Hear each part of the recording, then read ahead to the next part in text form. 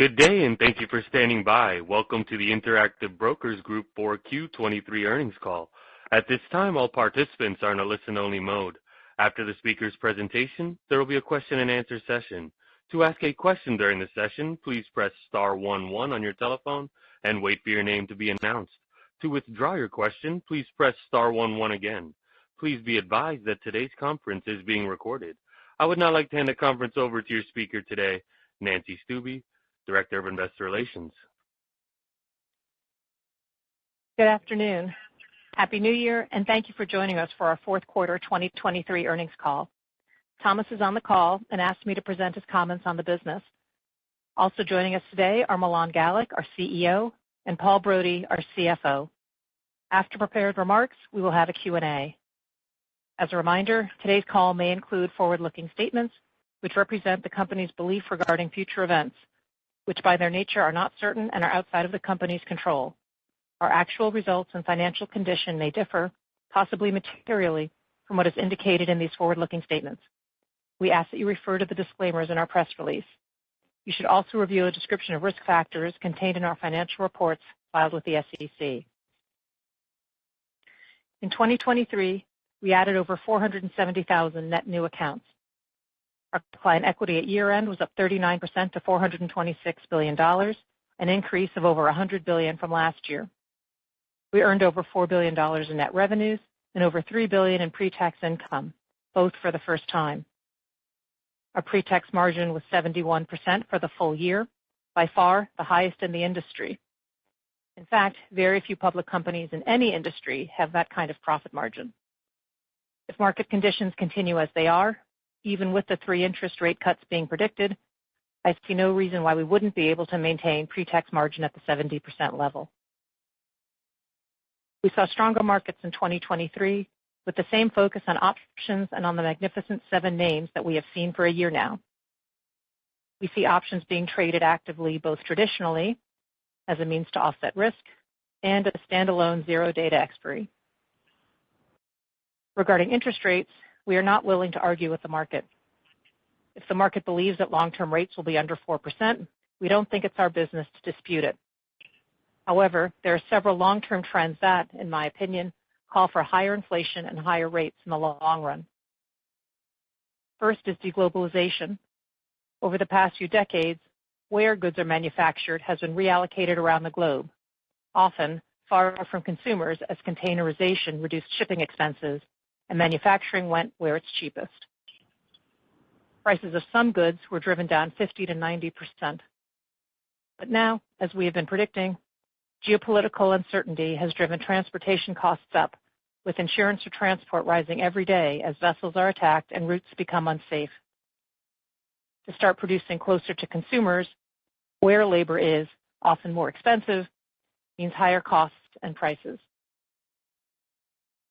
Second is demographics.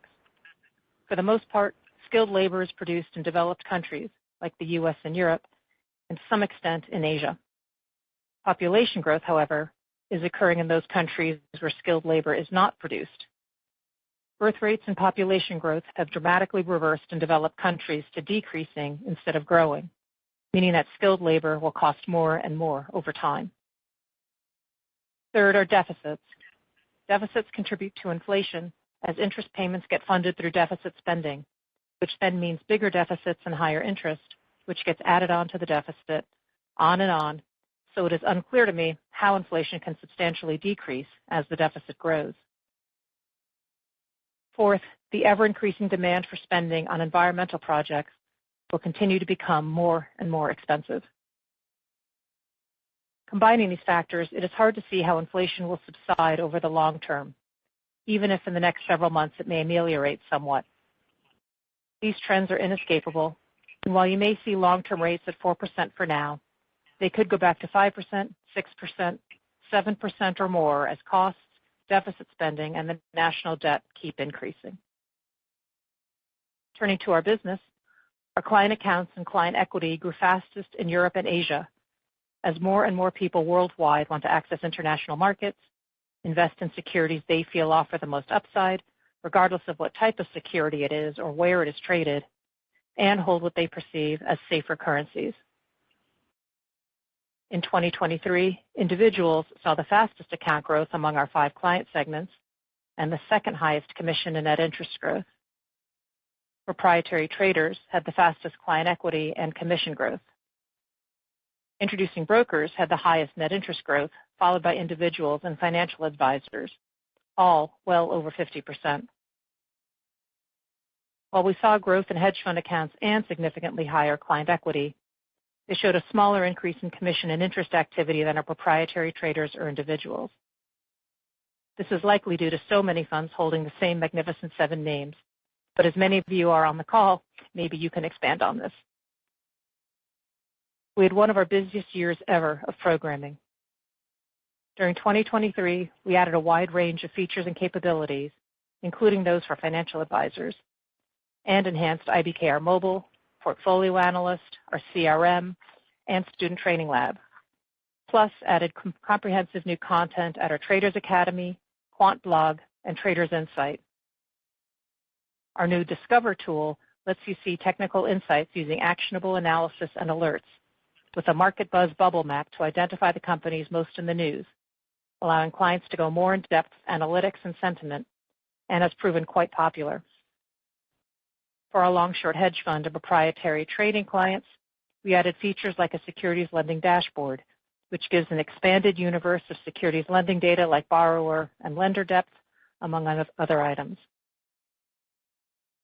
For financial advisors, we are significantly less expensive than competitors.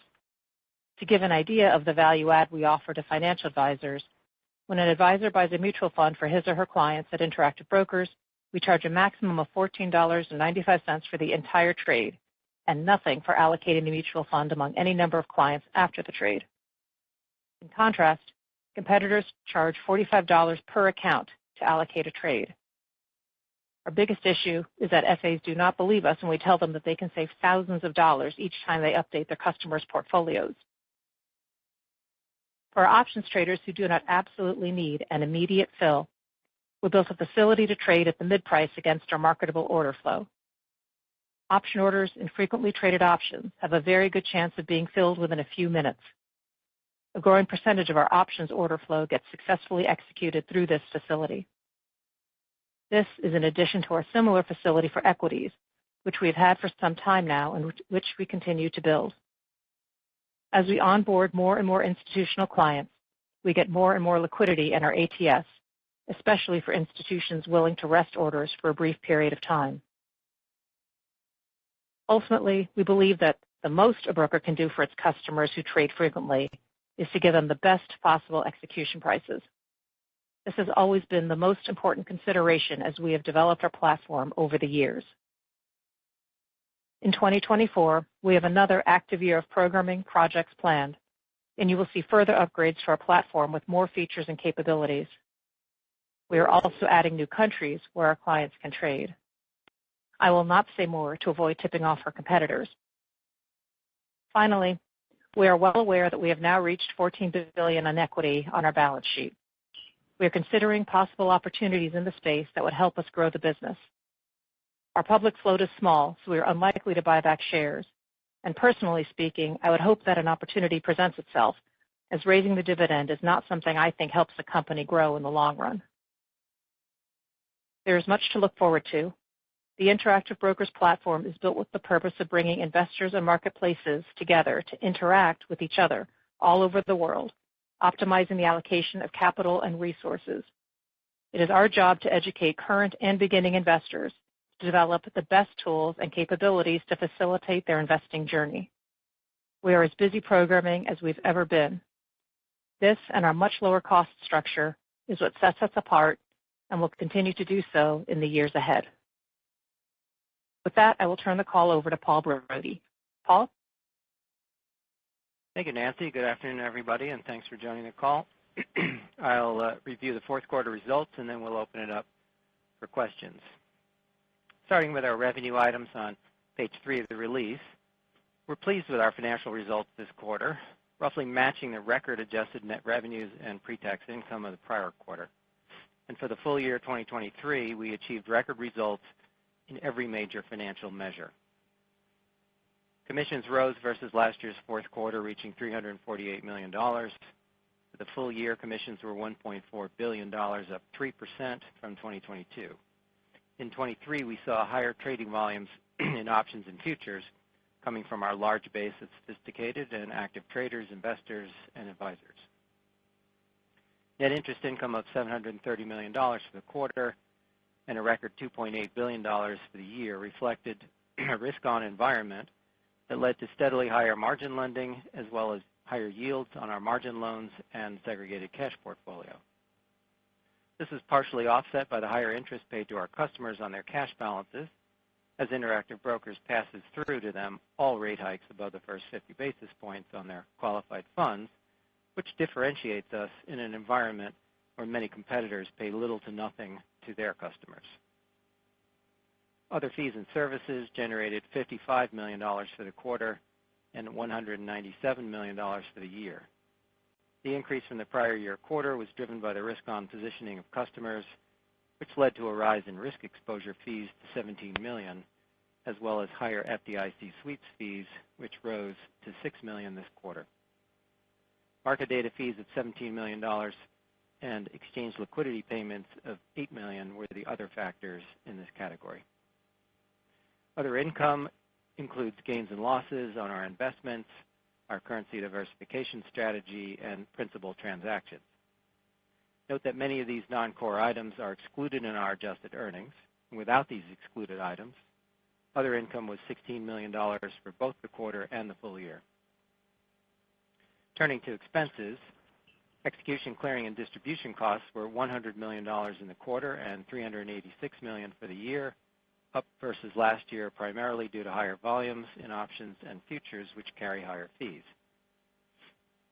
As a percent of commission revenues, execution and clearing costs were at 23% in the fourth quarter for a gross transactional profit margin of 77%, unchanged from last quarter.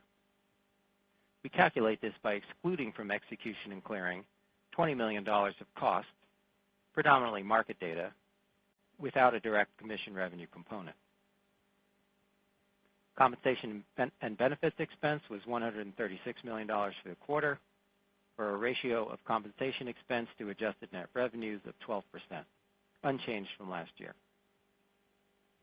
For the year, this ratio was also 12%, down from 14% in 2022. We are always focused on expense discipline while improving our strong top line. Our headcount at year-end was 2,932. G&A expenses were $45 million, down from the year-ago quarter. For the full year, recall that 2023's numbers is inflated due to a previously disclosed regulatory settlement in the second quarter. Without that, full-year G&A would have been even with 2022. Our pre-tax margin was 72% for the quarter and 71% for the year. Automation and expense control, along with thoughtful management of our balance sheet, remain our key means of maintaining high margins while we invest in the future of our business. Income taxes of $77 million reflects the sum of the public company's $45 million and the operating company's $32 million. The public company's taxes included a decrease in the deferred tax asset, which reflects an annual remeasurement of future tax benefits. Together with some other items, these had an $8 million impact on income taxes. In removing these one-time non-cash items, the public company's adjusted effective tax rate was 17.9%, within its usual range. For the year, taxes of $257 million are the sum of the public company's $142 million and the operating company's $115 million. Moving to our balance sheet on page 5 of the release, our total assets ended the year 12% higher at $128 billion, with growth driven by higher customer cash and margin loan balances from both new and existing customers. We maintain a balance sheet geared towards supporting our growing business and providing sufficient financial resources during volatile markets. We have no long-term debt. Our ample capital base is deployed primarily in running our current business, and our liquidity positions us to support our customers during periods of high market stress. It also helps us win new business by showing the strength and depth of our balance sheet to current and prospective clients and partners. In our operating data on pages 6 and 7, our contract volumes in options for all customers rose 21% over the prior year quarter, well above industry growth. Futures contract volumes rose 4%, while stock share volume declined for us as it did across the industry. For the full year, options and futures contract volumes rose 12% and 1% respectively. The decrease in stock share volume is largely attributable to lower trading in pink sheet and other very low-priced stocks. Notional value of brokerage shares traded, however, was up in most markets, particularly in the U.S., as clients gravitated to larger, higher quality names. On page 7, you can see the total customer DARTs were 1.9 million trades per day, up 2% from the prior year and reflecting a more risk-on period for investors. Commission per cleared commissionable order of $3.19 was up slightly from last year, driven by increases in futures volume and average trade size. Options contributed higher volume, but a lower average trade size, and stock trade volume and average trade size both declined. Page 8 shows our net interest margin numbers.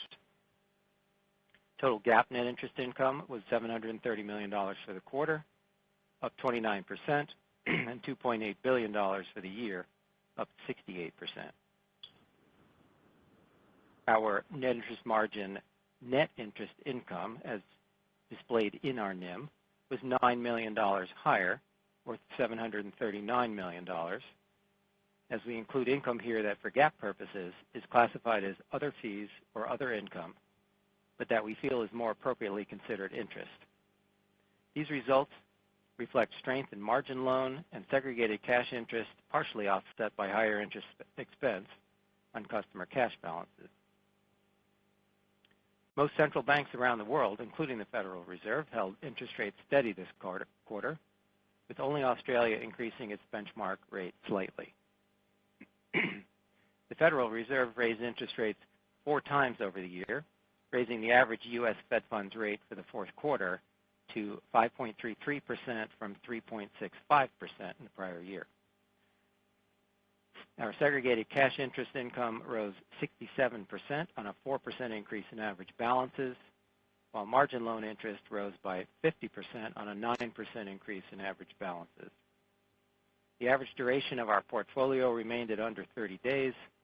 With the U.S. dollar yield curve inverting further over the fourth quarter, we have been maximizing what we earn by capturing higher short-term yields rather than accept the significantly lower yields of longer maturities. In this rate environment, this strategy allows us to maintain a relatively tight maturity match with the rate we pay our customers. Securities lending net interest has not been as strong as in prior quarters for 2 main reasons. First, overall customer demand for shorting stocks has fallen.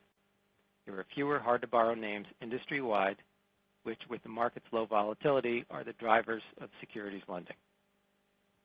Second, as we have noted on previous calls, higher average interest rates versus prior periods means more of what we earn from securities lending is classified as interest on segregated cash. To more accurately compare our securities lending revenue with the year-ago quarter, we estimate that if the interest earned on this cash collateral fell under securities borrowed and loaned, it would have been $18 million higher, or $61 million.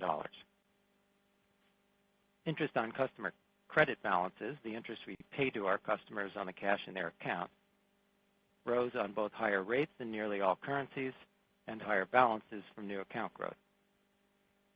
As we've noted many times in the past, the high interest rates we pay on customer cash, currently 4.83% on qualified U.S. dollar balances, is a significant driver of new customers. Fully rate-sensitive balances were about $18 billion this quarter. Now for our estimates of the impact of changes in rates. Given market expectations of rate cuts in 2024, we estimate the effect of such changes in the Fed funds rate to be a $56 million reduction in annual net interest income for each 25 basis point decrease in the benchmark. Note that our starting point for these estimates is year-end, The Fed funds effective rate is 5.33% and average balances as of December 31st.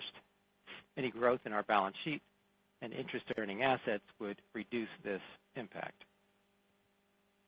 About 25% of our customer cash balances is not in U.S. dollars, so estimates of a U.S. rate change exclude those currencies. We estimate the effect of decreases in all the relevant non-U.S. dollar benchmark rates would further reduce annual net interest income by $18 to $20 million for each 25 basis point decrease in those benchmarks. In conclusion, we had a financially strong quarter to close out a record year in net revenues and pre-tax margin, reflecting our continued ability to grow our customer base and deliver on our core value proposition to customers while scaling the business. This highlights the attractiveness of our strategy, automating as much of the brokerage business as possible and expanding what we offer while minimizing what we charge. And with that, we'd like to open it up for questions. Thank you. As a reminder, to ask a question, please press star 11 on your telephone and wait for your name to be announced. To withdraw your question, please press star 11 again. One moment for questions.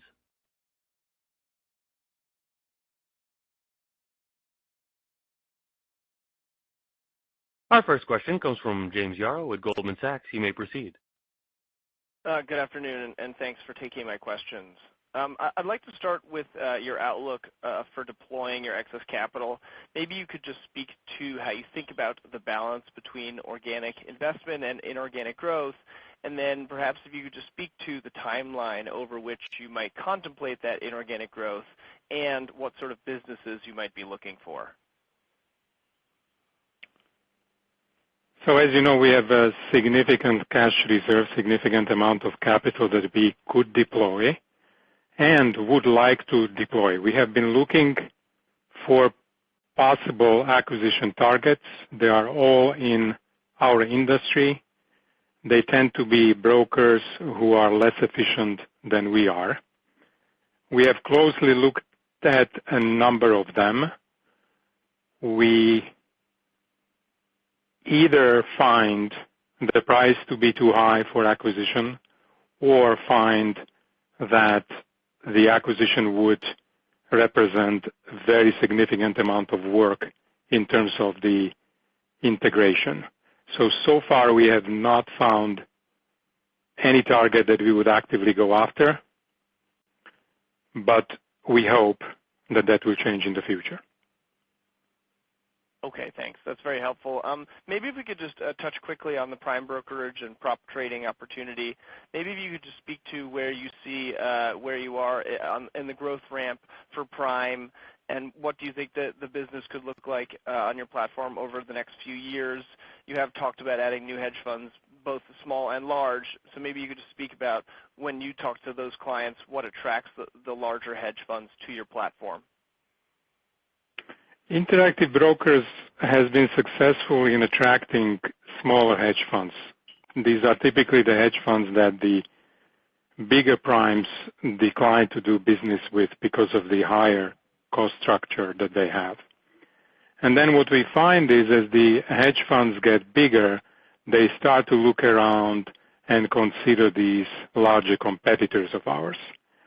We would obviously like to reverse that trend, but it's not going to be easy. Part of the problem that we are dealing with is that the large primes are banks that have been in business for 100 years or more, and they have created a very significant brand recognition. That is what we are up against. So we hope that the significant amount of capital that we have on our balance sheet will be attractive for the manager that looks at our large competitors. They will consider us because they will walk away with the belief that their assets are safe with us. That's very clear. Thank you so much. Thank you. One moment for questions. Our next question comes from Craig Siegenthaler with Bank of America. You may proceed. Good afternoon, everyone. We wanted your perspective on the potential money in motion in the active trader segment. So Your biggest active trader competitor will be integrated into a larger financial services firm in a few months, and I'm wondering if you think this is an opportunity for IBKR to pick up share in the active trader segment. Are we talking about thinkorswim and Schwab? Yes. So to my knowledge, the thinkorswim platform is going to be made available to the active traders on the Schwab platform. So I would not necessarily see this as an opportunity for the accounts to move from Schwab to Interactive Brokers, but you might have heard something different. I'm not sure. Okay. For my follow-up, can you provide us your outlook for margin loan balances? Are we at a point where you think they can start to grow? Well, the margin loan balances are somewhat related to the interest rates, how expensive it is to put the positions on, margin positions on. They also depend on the market opportunities there are in the market. So the higher the volatility, the greater these balances tend to be. As the number of accounts is growing, that should also increase the margin balances. So I'm optimistic that they will increase over time. Great. Thanks for taking my questions. Thank you. One moment for questions. Our next question comes from Benjamin Budish with Barclays. You may proceed. Hi, thank you so much for taking the question. You made the comment earlier in the prepared remarks about the 70% margin for this year, and I think earlier at a public appearance, you talked about sort of high single-digit operating expense growth for the year. Can you maybe talk about what that means for the top line? How do you think about sort of the interplay between lower rates potentially impacting net interest income? Maybe this is offset by higher commissions. We've seen cash balances come up a little bit. How do you think about those two, sort of the interplay between those two, and how that could evolve over the year, and perhaps how you think about that a little bit longer term? I know in the past you've sort of commented, well, the margin could, maybe be in the low 60s to high 60s. It sounds like there's a little bit more confidence on that sort of 70% mark. So just curious your thoughts there. So I think it's going to be a race at that heat between lower interest rates, reducing our earnings, and more activity, increasing our earnings. So that's how I see it. Got it. And maybe last year you sort of gave us an early look on the expected account growth into 23, and I understand your position on the introducing brokers at this point, but any thoughts on what to expect this year, or is sort of 20% the right way to think about it? Any potentially large partners onboarding that might come on at any point? Well, I think the best piece of guidance we can give you is that you can look at how we have been growing over time, and you can sort of jump to your own conclusions as to how that is going to look. The mix of the business, the various segments of the business that we have, individual clients, introducing brokers, hedge funds, prop trading firms, financial advisors, it's not obvious to me how that mix should change over time, so I would expect roughly the same growth numbers for the next year. Helpful. Thanks so much. Thank you. One moment for questions. Our next question comes from Brennan Hawken with UBS. You may proceed. Good afternoon. Thanks for taking my questions. Thomas, you just talked about this sort of briefly, but I'm curious if you could drill down into it a little bit in more detail, and how we should be thinking about the offsets. And obviously there's a $56 million impact for each 25 basis point rate cut, but how do you think about lower rates and how that translates into volumes and commissions and higher cash balances and margin loans? Like, how do you anticipate that interplay to actually develop? So I expect rates to be cut by 75 basis points in the course of the year. As you heard, our our interest income would come down by $300 million, actually $304 million if you extrapolate what Paul said, putting U.S. dollar deposits and foreign deposits together. So if we come down by three quarters, that will be about $230 million. And I think that, look, I believe, but that our earnings increase due to continuing increasing activity and increasing number of accounts and new accounts being onboarded will outstrip that. But I can't promise you that. It's just what I think. So I do believe that on balance our earnings in 224 will be higher than they were in 223. Okay, thanks for that. And then when we think about the margin balances continue to show good growth. How much of the growth in margin balance is coming from new accounts, right? And therefore, that doesn't really have to do with any change in risk appetite in the existing customer base versus new accounts that are coming on and growing the margin organically. We slice and dice our accounts in many ways, but we don't look at new accounts versus old accounts. Sorry. Fair enough. Let me try and say it another way. The increase in the margin balances that we've been seeing here recently, do you believe that this growth is sustainable? Of course. Look, we are the least expensive provider of margin loans especially to retail customers, but also to institutional traders. Thanks for taking my questions. Thank you. One moment for questions. Our next question comes from Dan Fannon with Jefferies. You may proceed. Thanks. My question's on sec lending and the outlook there, understanding that hard to borrows have declined. But are you seeing replacement through other options, futures, that behaviors changing, or as you think about markets normalizing, engagement picking up, but we should see a natural pickup in the demand for sec lending? So there's two things that work there, really. There's the baseline of, what are the general shorts in the marketplace, which have been down, and those are not under our control, but, when things get more volatile, maybe more stocks get more interesting, look overvalued, and the shorts go up. And then what really drives the P&L there is that particular stocks get very hot for a while, the demand outstrips the supply for borrowing those stocks because the shorts go up.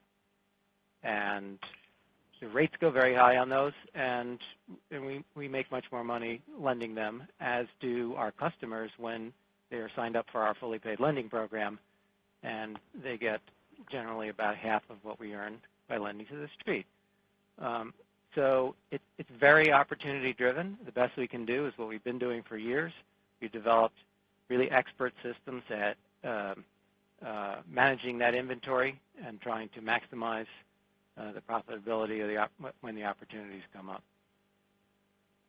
Maybe as the IPO space becomes more active, there are going to be some overpriced stocks trading out there with relatively small float, and that could act as an increase of this activity.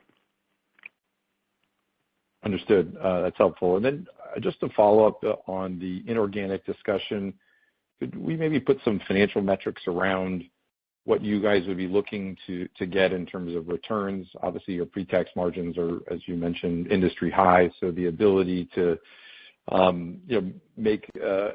replicate that through M&A is probably very difficult. But just, is there a return threshold, accretion, other kind of financial metrics that we could think about as the bogeys for an inorganic transaction? Well, so there are various factors that we take into consideration. Number one would be how big the acquisition is, how much of our capital would we have to spend. Obviously, we would not want to spend our energy on something too small, and at the same time, we would be too worried about getting into something very large. We would look at what is the overlap between the financial services company we are looking at acquiring with what we are currently offering to our clients. How much synergies can we recognize? The amount of work that we would have to do to integrate the acquired company systems with ours. So all these things are closely looked at, apart from the pricing structure that the to-be acquired company has. In other words, how much would we have to adjust the commissions and interest they charge? Would the revenues significantly change if the company becomes associated with Interactive Brokers? So there is a whole bunch of different factors that we look at, and we have done that a number of times. We have gotten close to 2 purchases. In both of the cases, we were not able to agree on the price with the target. Understood. Thank you. Thank you. One moment for questions. Our next question comes from Kyle Voigt with KBW. You may proceed. Hi, good evening. First question's on expenses. If we exclude the $45 million, I think, one-time expense that was realized in the second quarter of 2023, I'm calculating that your fixed expense growth was roughly 12% for full year 2023. Is that the best run rate expense growth rate that we should be thinking about for 2024 as well? And if we get into an environment where the Fed is significantly cutting interest rates, would that expense growth trajectory change at all in order to maintain that 70% pre-tax margin that you mentioned in your prepared remarks?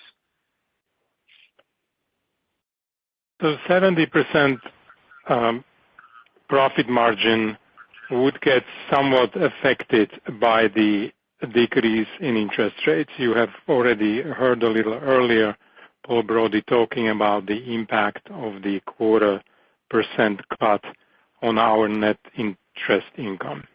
However, as Thomas alluded to, we hope that the commission income would offset these decreases in net interest income. So probably the revenue wouldn't change. What we have to pay very close attention to is our expenses. We have a very significant headcount. There is 2,900 employees working for the company.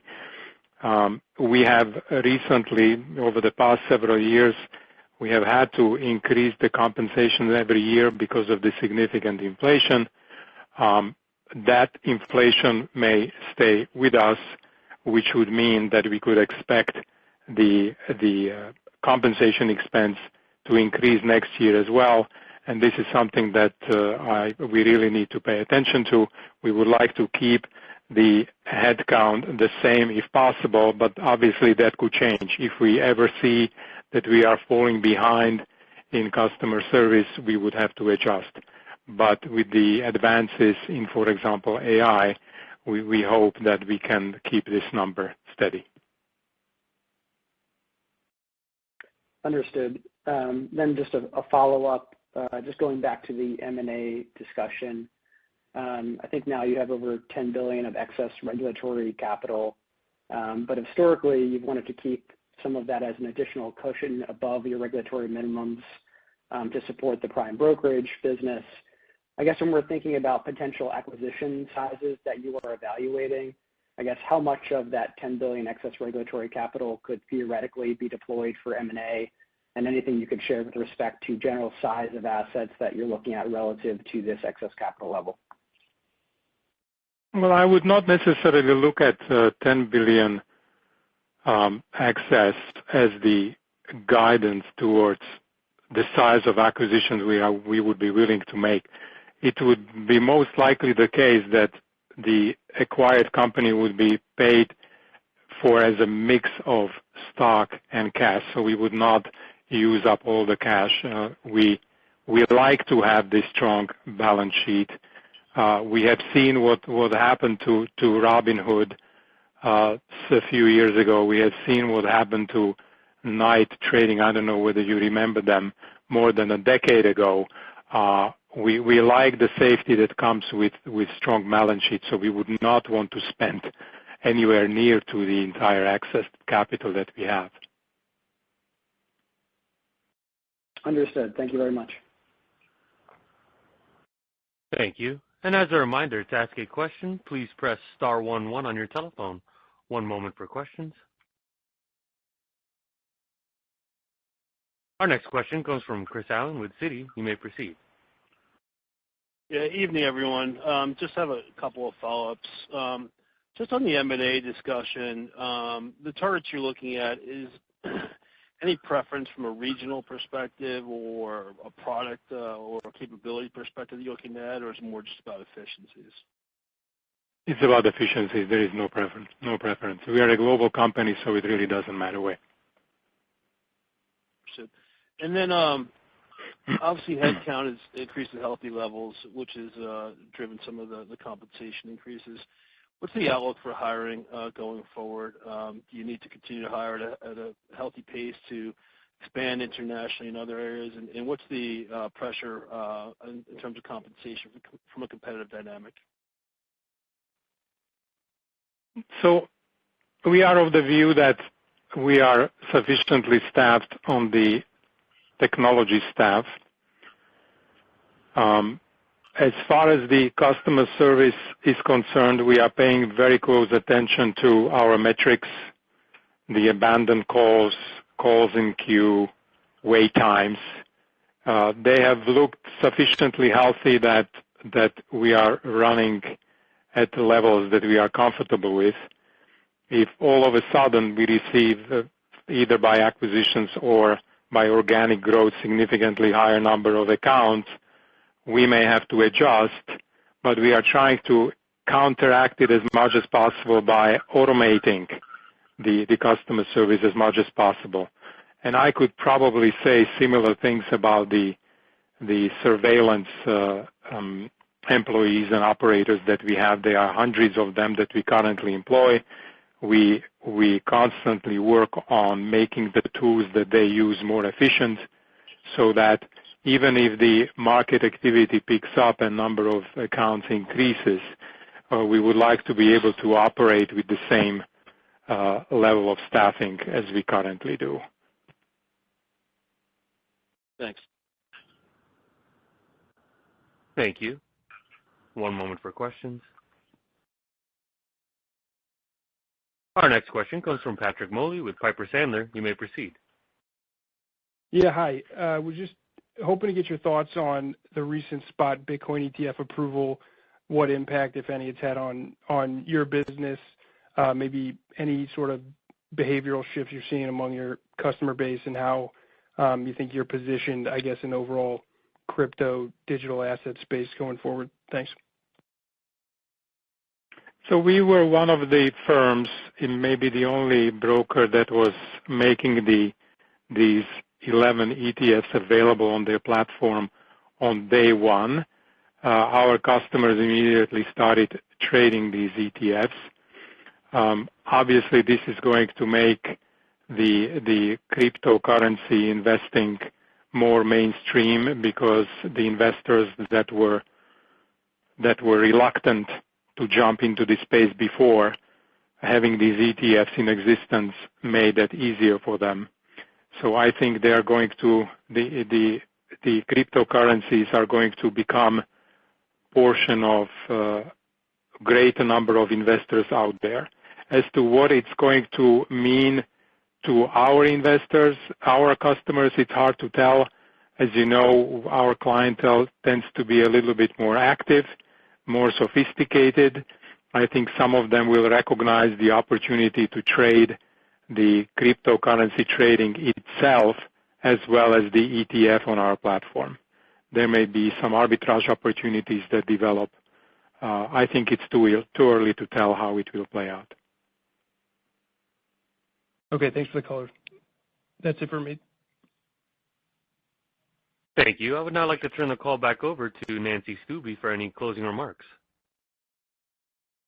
Thank you, everyone, for participating today. As a reminder, this call will be available for replay on our website, and we will also be posting a clean version of our transcript on the site tomorrow. Thank you again, and we will talk to you next quarter end. Thank you for your participation. You may now disconnect.